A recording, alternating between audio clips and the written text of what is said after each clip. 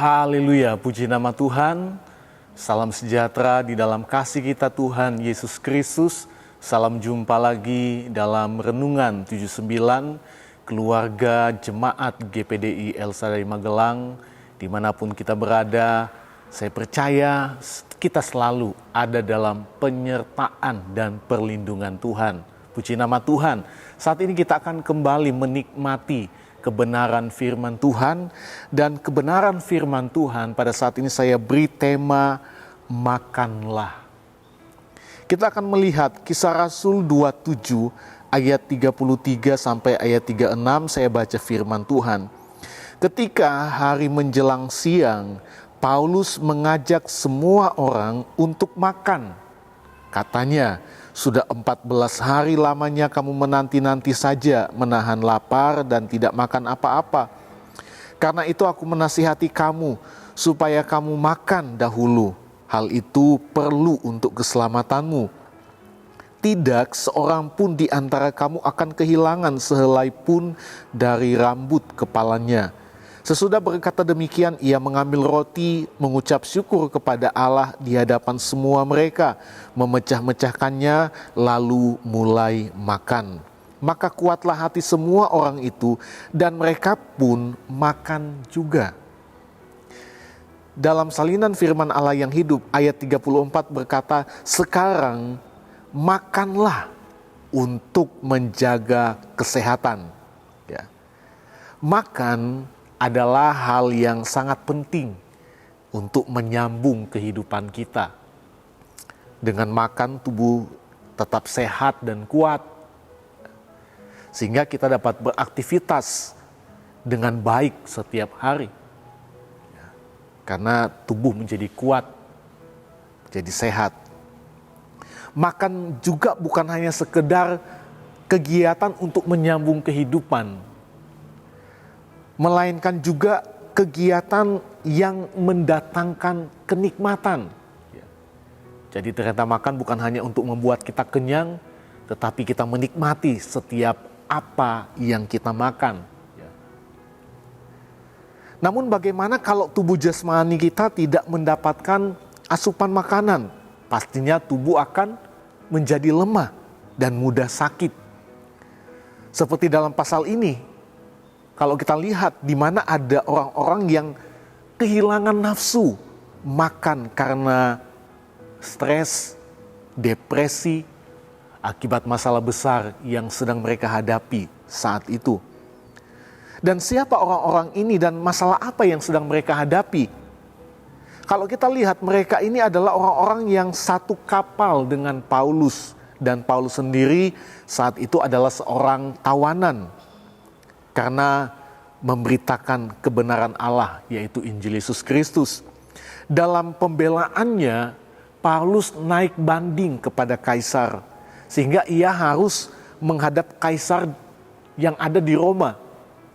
Dan untuk sampai ke Roma, Paulus harus melakukan perjalanan jauh. Perjalanan ini harus melewati lautan yang luas. Dan ternyata dalam perjalanan ini kapal yang mereka itu harus menghadapi angin badai.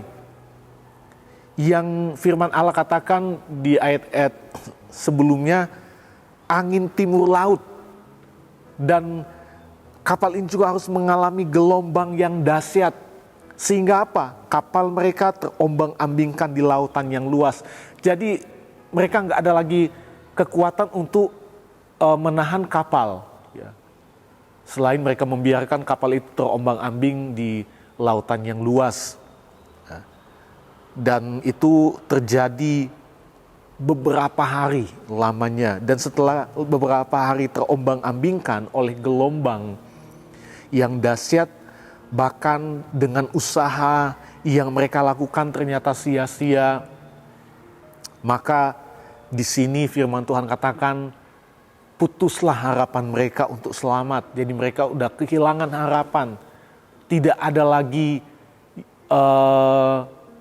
daya untuk apa yang harus mereka lakukan supaya mereka selamat dari badai yang dahsyat. Mereka selamat, mereka mungkin bisa sampai ke satu tempat, kapal itu harus terdampar. Tapi di sini mereka kehilangan harapan, mulai depresi. Ya. Mereka berpikir mereka tidak akan selamat, mereka akan mati di tengah lautan.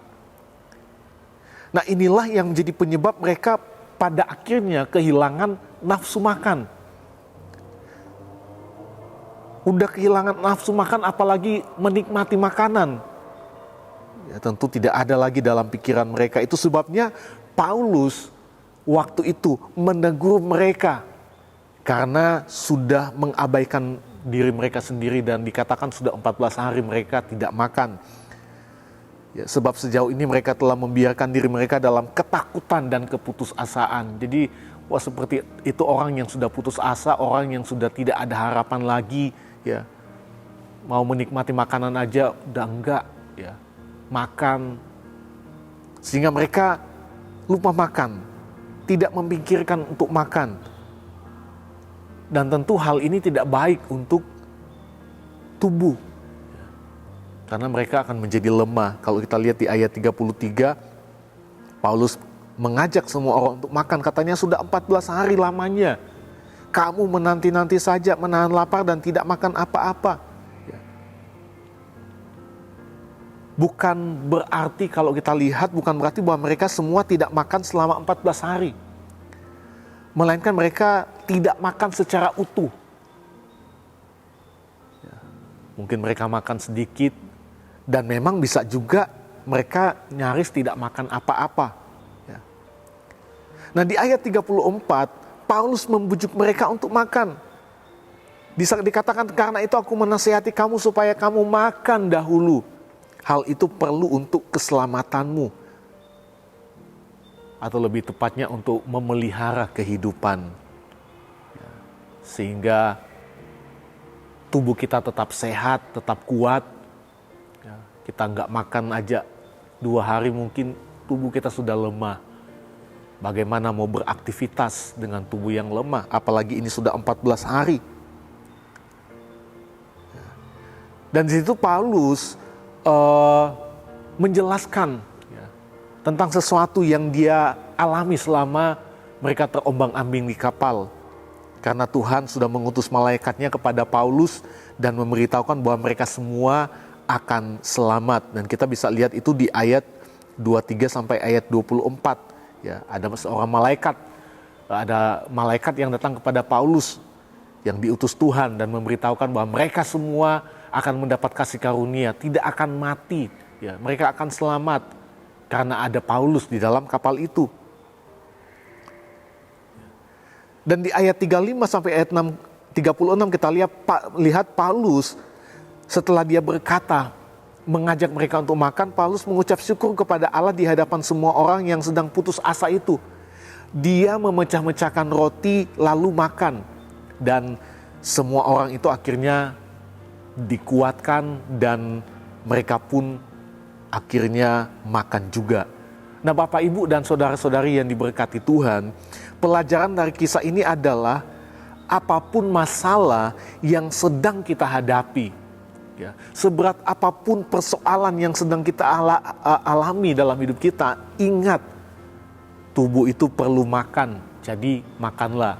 Ya, jangan kita menjadi orang-orang yang bermasa bodoh, karena ada kan orang-orang yang sedang menghadapi masalah, akhirnya tidak mau makan, akhirnya sakit, masuk rumah sakit, ya, ada yang meninggal. Ya.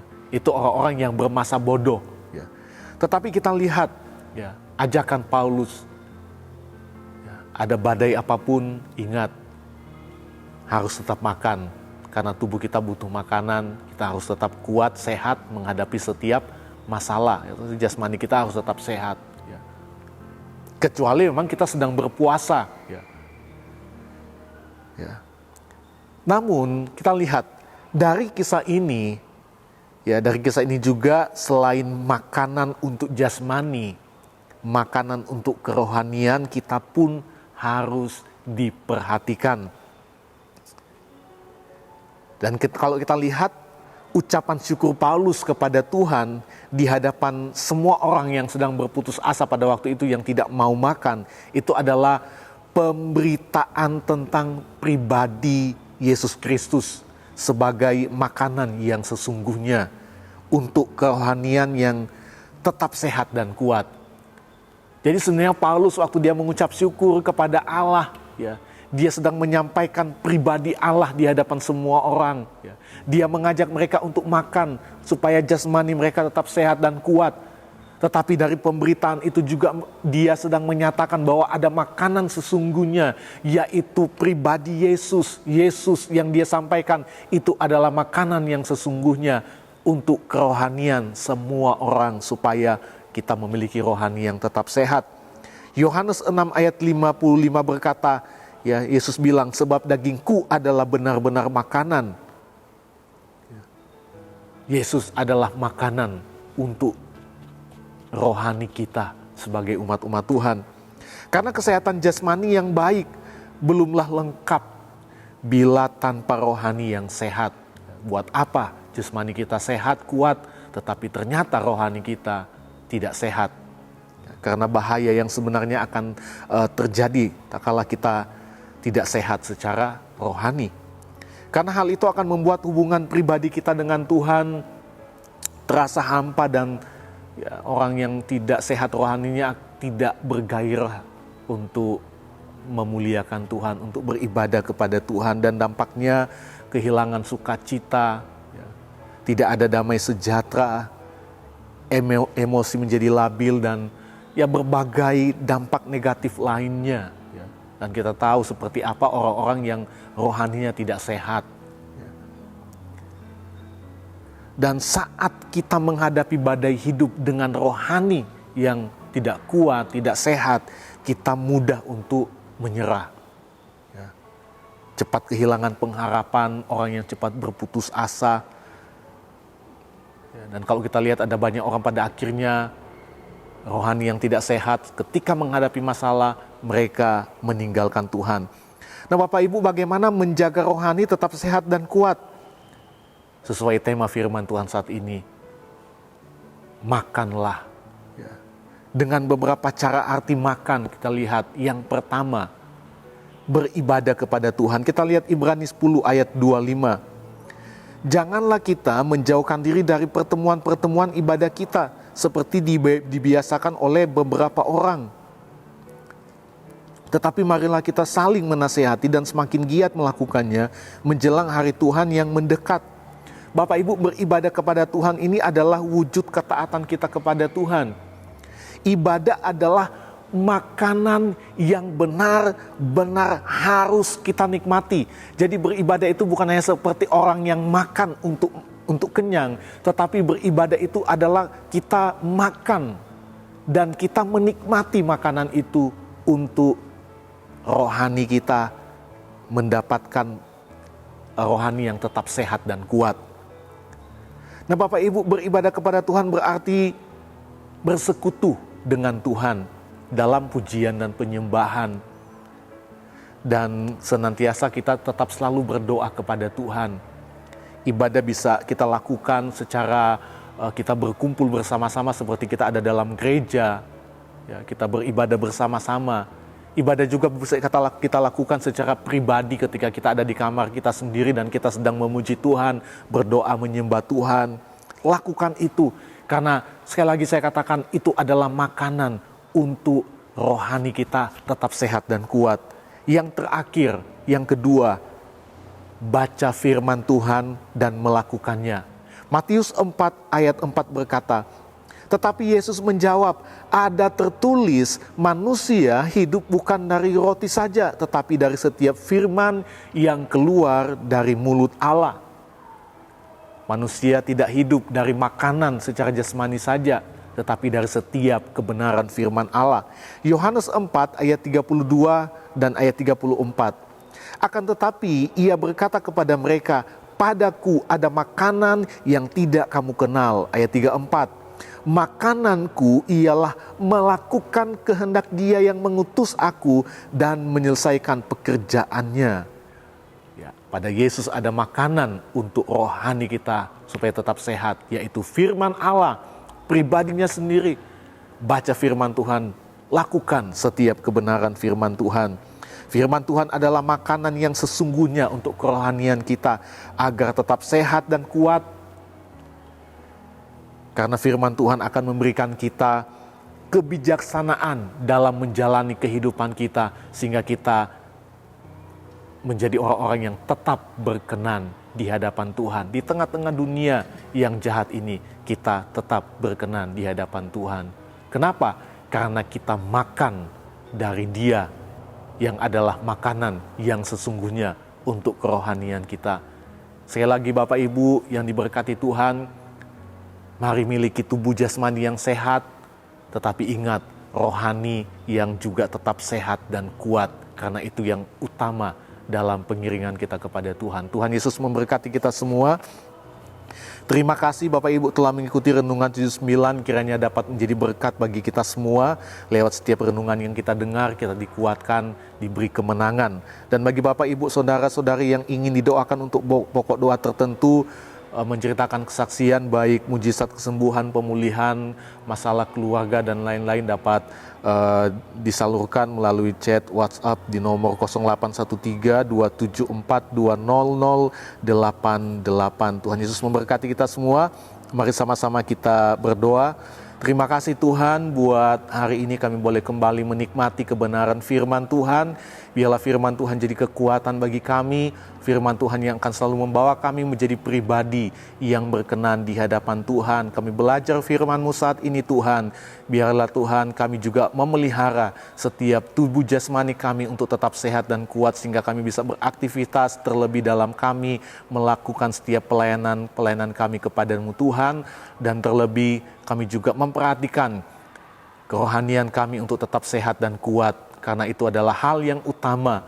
Dan ketika kami menikmati setiap kebenaran firman-Mu, menjadi orang-orang yang setia beribadah kepada-Mu, kami percaya di sana kami kuat, rohani kami tetap sehat di hadapan Tuhan. Terima kasih Bapa yang baik, terima kasih Tuhan. Iya Tuhan, berikan keluarga Jemaat GPDI El Shaddai Magelang keberanian menghampiri tahta kasih karunia, supaya kami menerima rahmat dan menemukan kasih karunia untuk mendapat pertolongan pada waktunya. Kami berdoa, mengucap syukur dalam nama Tuhan Yesus Kristus. Haleluya. Amin.